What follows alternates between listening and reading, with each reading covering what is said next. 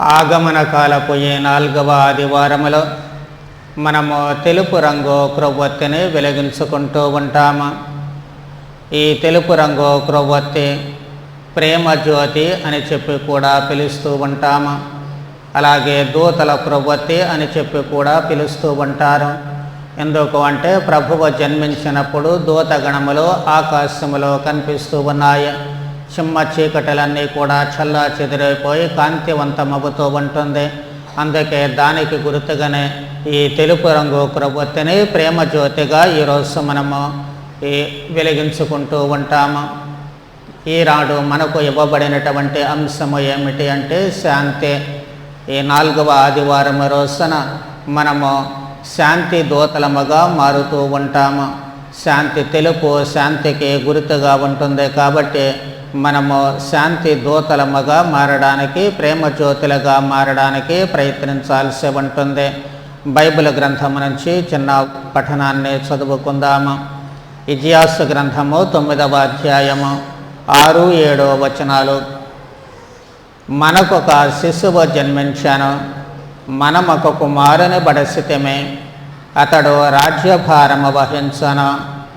ఆశ్చర్యకరుడైన సలహాదారుడు, బలాఢ్యుడైన దేవుడు, శాంతి జనకుడు, శాశ్వతుడైన జనకుడు, శాంతికరుడైన రాజు అని అతనికి పేరిడుదరు. ఇజ్యాసు ద్వారా దేవుడు పలికినటువంటి ఈ ప్రవచనము మనకు క్రీస్తు జననాన్ని గురించి స్పష్టం చేస్తూ ఉంటుంది. క్రీస్తు లక్షణాల గురించి స్పష్టం చేస్తూ ఉంటుంది. తద్వారా శాంతి ఎక్కడ స్థాపించబడుతూ ఉంటుంది అంటే, ఒక మాటలో చెప్పుకోవాలి అంటే శాంతికరుడైన రాజును మనము ఆహ్వానిస్తూ ఉన్నాము.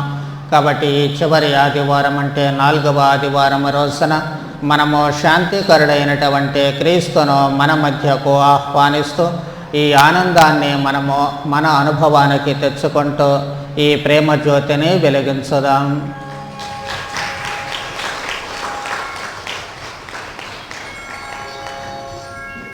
అందరూ భక్తితో చేతులు జోడించి ఈ ప్రార్థన నా తర్వాత చెప్పండి.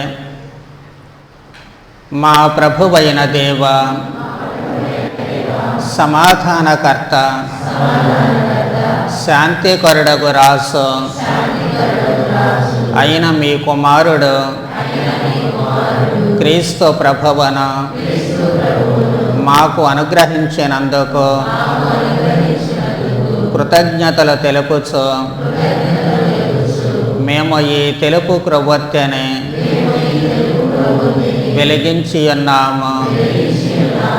నేటి సమాజములో ఆశ నిరాశల మధ్య,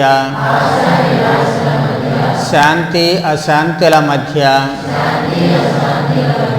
నలిగిపోతున్న మేము క్రీస్తు ప్రభునియందు శాంతిని కనుగొన్నాము. మమ్మందరినీ మీ శాంతితో నింపి శాంతి దూతలుగా మమ్ము మార్చమని బ్రతిమాలుచున్నాము. ఆమెన్.